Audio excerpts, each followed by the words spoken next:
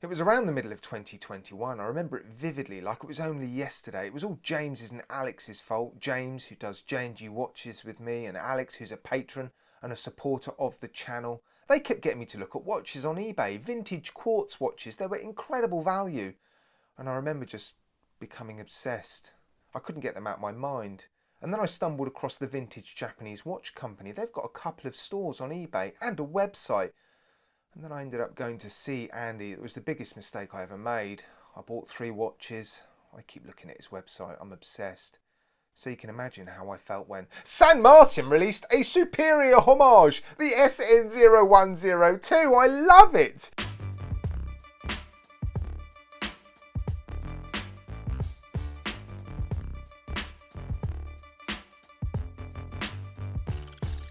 I honestly have no idea where that intro came from. None of my introductions are planned or scripted. I sit down, I press record, and then I just say the first thing that pops into my head.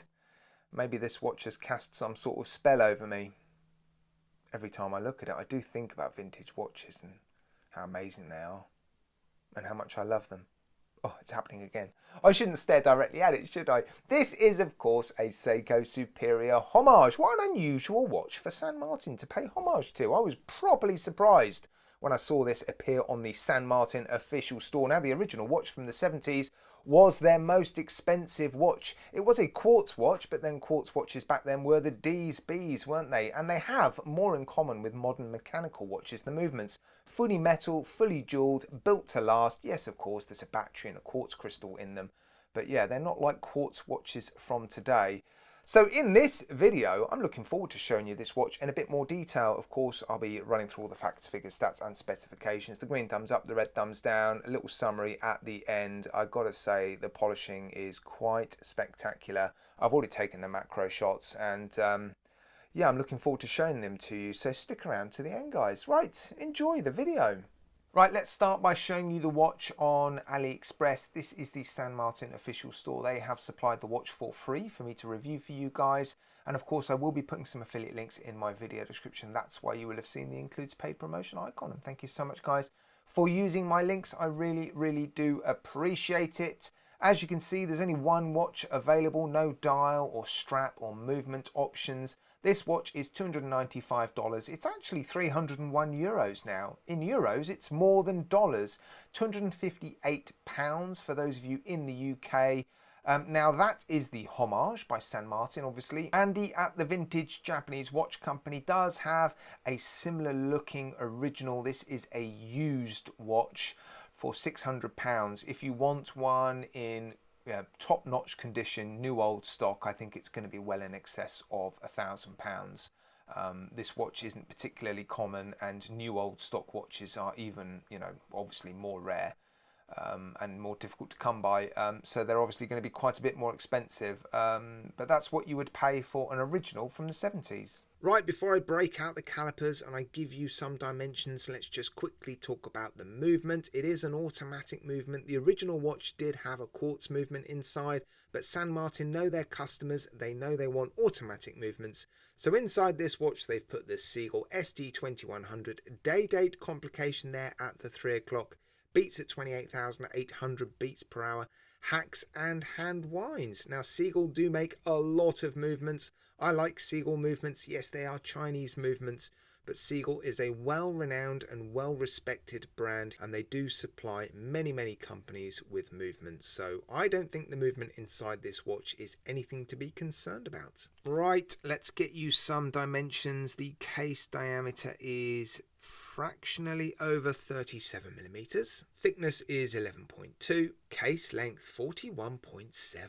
Lug width is 18. Now the strap does flare out a little bit, so the strap tapers from just under 21 millimeters down to 17.5 millimeters. The crystal is sapphire crystal. It's flat sapphire crystal. You can see it there. It sits roughly flush with the top of the bezel, and if I catch the angle right, you'll see the blue AR coating on the underside of the crystal just at the top of the watch there, look. And on the supplied strap, it weighs 68 grams. The case, the bezel, the crown and the case back are all made of stainless steel, as is the buckle on the strap. It is fully polished apart from the case back. You can see circular brushing there. Now I did reach out to San Martin because I read somewhere that they are doing something called Zaratsu polishing, or something very similar to Zaratsu polishing, and I wanted to ask about this particular watch because, as you can see down here, the polished surfaces seem particularly bright and crisp, and it was confirmed. The technique that San Martin is using on some of their watches is identical to the technique that Grand Seiko uses, called Zaratsu polishing. Of course, it's not just Seiko and Grand Seiko that uses this technique. There's a guy in Poland called Kamil Dunkowski. Sorry, I had to look the name up again. He has a small firm in Poland that refinishes cases with a technique basically akin to Zaratsu polishing. Yeah, it's not just Seiko and Grand Seiko that do Zaratsu polishing. And I've known for a long time that the finishing on San Martin watches was, well, comfortably the best I'd ever seen on AliExpress, and they really are competing with Swiss brands and Japanese brands, and that's why basically the techniques they are using are basically the same as Zaratsu polishing. Of course, that does mean you're going to notice the thumbprints a lot, and little scratches and marks. I've not had this one long at all, and already I've put a few little marks on it, but there's no denying the polishing is spectacular. And on this particular watch, I think the dial is just as spectacular. They've done an amazing job of this dial. I've taken some macro shots and I'm sure you're seeing them now. The detail is impeccable. I'm not seeing any imperfections or dirt or bits and pieces. I will talk about the alignment in a minute because there's a couple of markers, or at least one I've seen, that might be slightly off.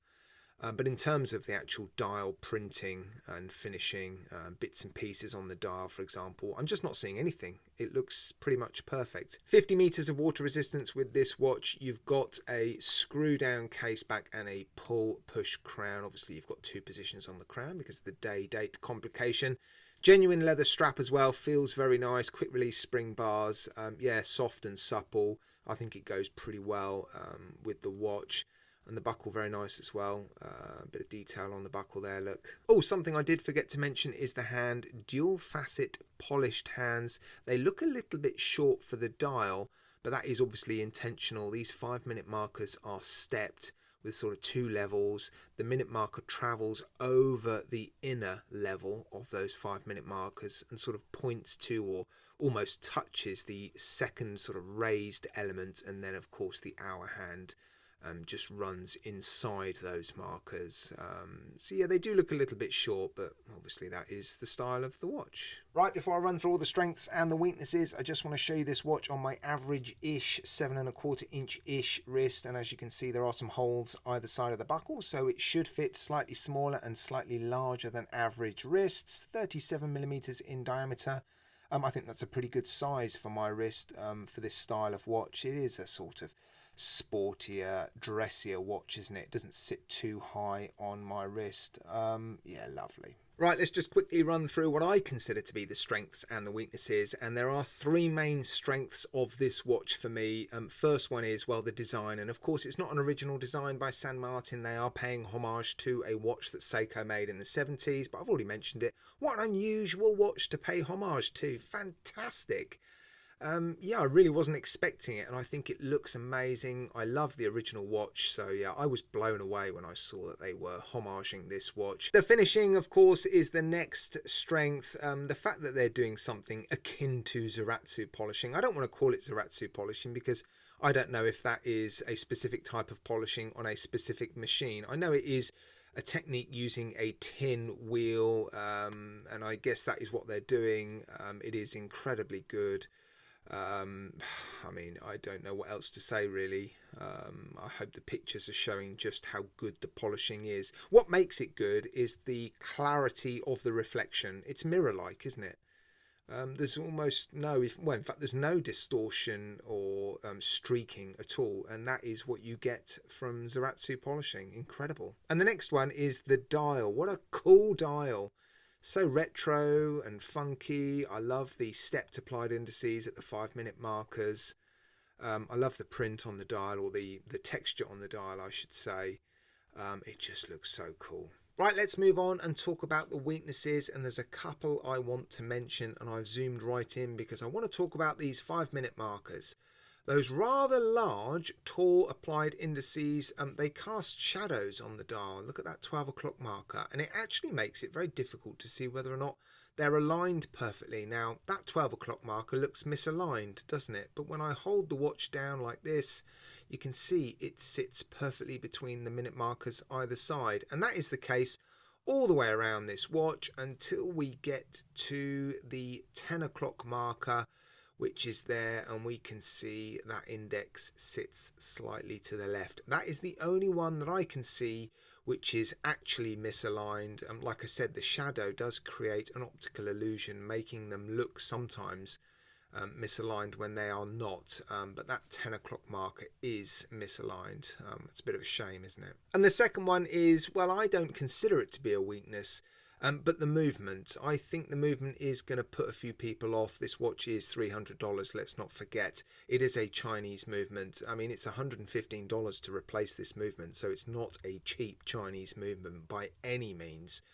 And I like Seagull movements. I think they make good quality movements. But nonetheless, that is going to deter people from buying this watch, unfortunately. Yeah, it's a bit of a shame, but that is the reality. Now let's move on and talk about the price, which some of you may also consider to be a weakness. It's not going unnoticed that San Martin prices have risen quite a bit recently. I do think their watches are getting better and better. They are offering a lot of watches now, which must be expensive for them, and their build quality is particularly good. But yeah, $300 for this. I think there will be some complaints. It is a Homage watch at the end of the day with a Chinese movement in it. I do think the dial is stunning. I think the finishing is incredible. I actually rate the movement. It is $115. I've said it already, to replace this movement. Of course, San Martin aren't going to be spending $115 on these movements. They'll be buying many, many movements and getting them significantly cheaper than that. But still, it's not a cheap Chinese movement. I do agree that their prices are on the rise, but I think some of their watches are pretty special. And you take these watches away from AliExpress, put them on the high street, or if they were to be made by reputable micro brands, we'd all be expecting to pay $400, $500, maybe even $600 for these watches. If you can look past the fact that it is an AliExpress watch, then yeah, I think it might be worth considering. I mean, 20 odd people or so have bought it already, so the price isn't putting everyone off, is it? It's going to be a pretty, well, I wouldn't say rare, but I don't think there'll be too many of these around. Yeah, it's lovely. I love it. Please let me know, guys, what you think of it in the comments section. Of course, I don't just find your comments entertaining and enjoyable to read. They are genuinely useful for people considering buying the watches that I review, and quite often you guys spot things or mention things that I've missed. So you're doing us all a favour by commenting. So thank you so much. Yeah, let me know, guys. I look forward to reading your comments. I'm going to leave it there. Please take care. Look after yourselves, and you will see me again very, very soon.